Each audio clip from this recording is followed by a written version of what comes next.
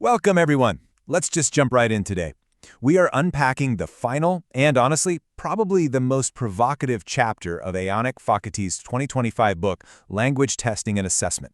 So why is it provocative? Because it really forces us to question whether everything we've learned about validity actually holds up out there in the real world.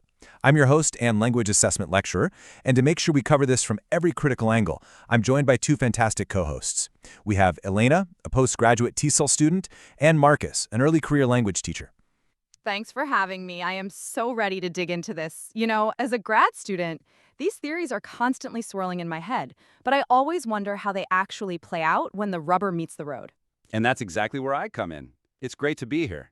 I'm really excited to look at these concepts through the lens of a real, messy, everyday language classroom. Okay, let's get into it.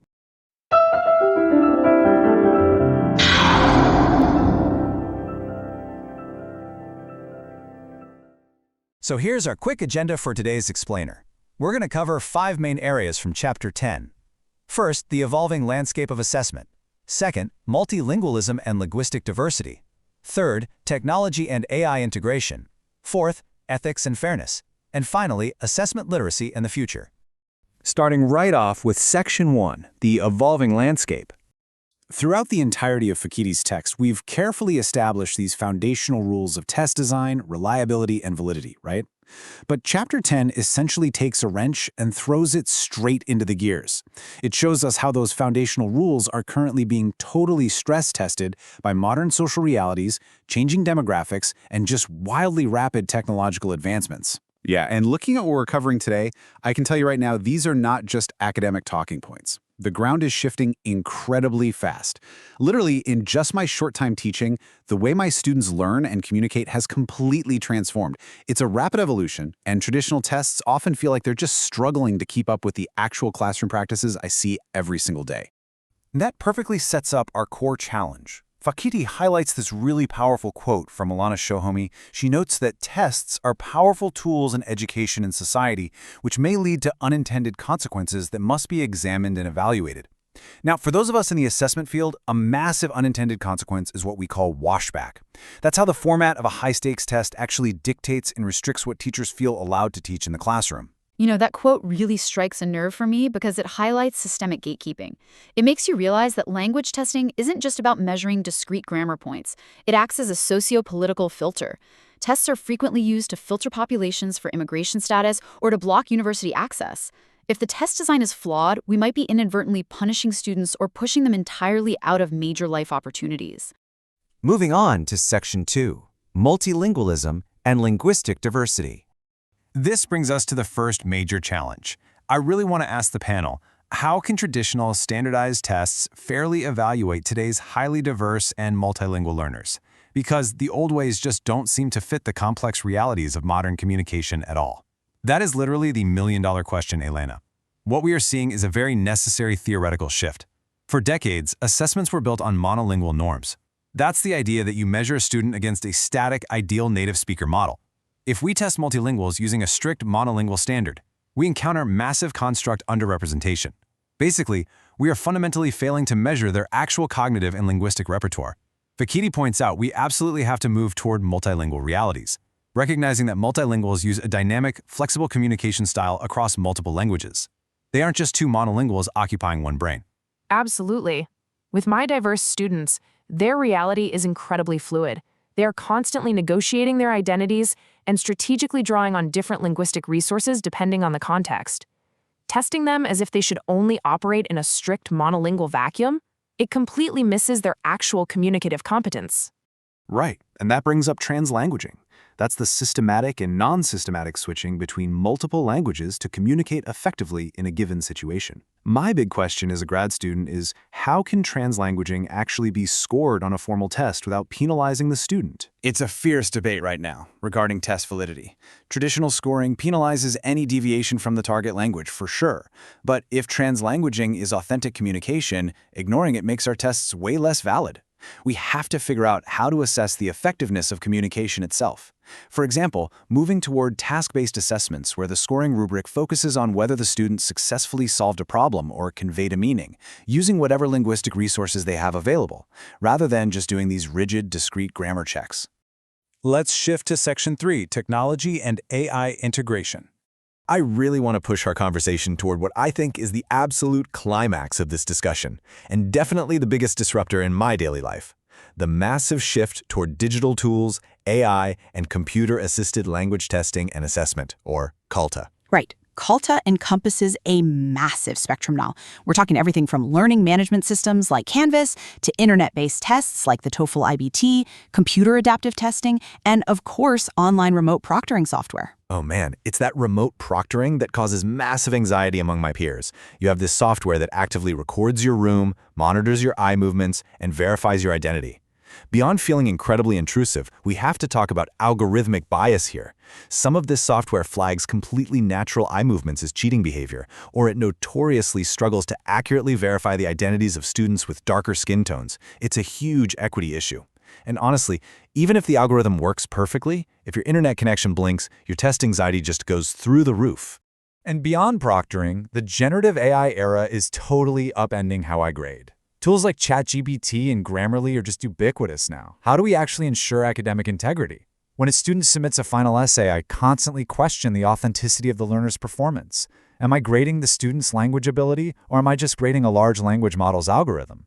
It's a profound shift, Marcus. The book suggests we really have to adapt our assessment design. We can't rely solely on take-home final products anymore. We have to shift toward assessing the process of writing. That means in-class drafting, oral defensive written work, and assessing how well students critically interact with AI outputs, rather than just grading some polished final submission. Which naturally leads right into the ongoing debate over automated speech and essay scoring versus human raters. Automated scoring is undeniably highly efficient, cost-effective, and it applies rubrics with cold consistency. Human raters, conversely, are time-consuming and can suffer from subjective fatigue. But humans understand interactional nuance. AI currently misses what Fikiti calls the humanistic core. That's creativity, subtlety, and collaborative problem-solving. Right.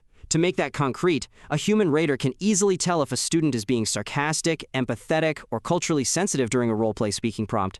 And AI currently just scans for target vocabulary and syntax. It completely misses the social fabric of the language. Notice how the integration of technology forces us to totally redefine what we are actually testing. Test validity now has to include something called strategic competence.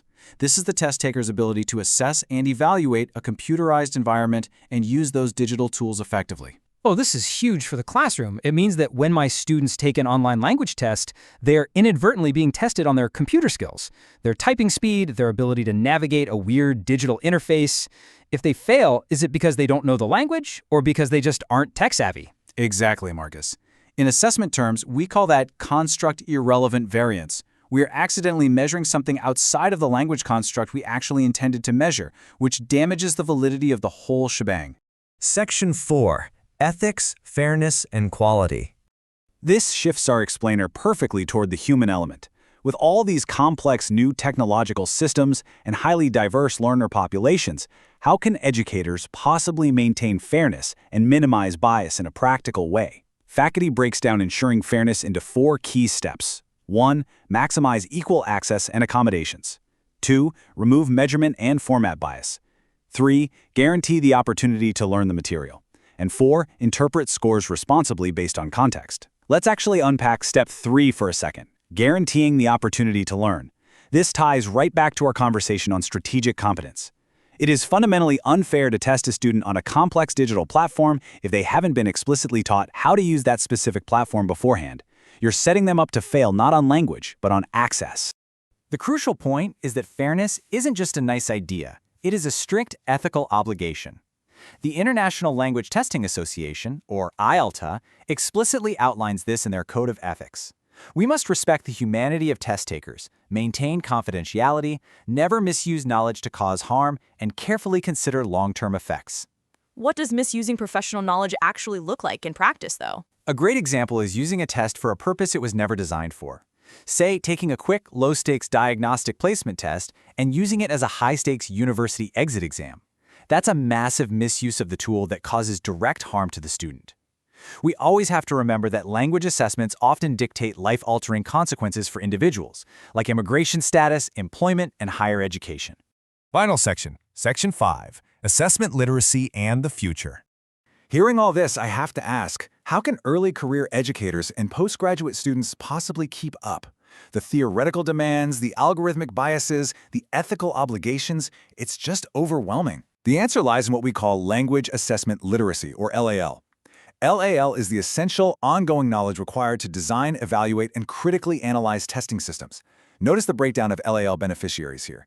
It empowers teachers, who make up a massive 40% of the demographic, alongside assessment professionals, researchers, and, crucially, students themselves at 15%.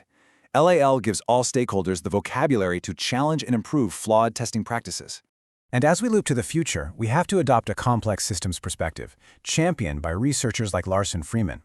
This framework posits that language learning is shaped by multifaceted linguistic, cognitive, and social factors, exhibiting nonlinear dynamics. Could you clarify what nonlinear dynamics actually means in an assessment context? Yeah, it means language learning isn't just a straight, predictable line of simply acquiring grammar rules. It's a messy, ecological adaptation to different social environments. Because proficiency is dynamic, a one-off standardized test only captures a tiny, static snapshot of a very complex moving target. We are officially moving away from those static models. Which brings us to our key takeaway. The future of our field lies entirely in balancing this rapid technological innovation with uncompromised validity, fairness, and ethical responsibility.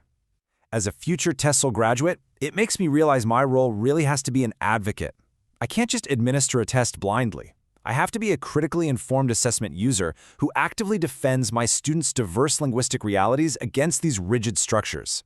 And for me, the practical takeaway for the classroom is super clear. I have to embrace these new digital tools and translanguaging practices, but implement them responsibly. I have to ensure I'm actually testing language ability, not just algorithmic compliance or tech savviness. Exactly. And that brings us to the end of our explainer.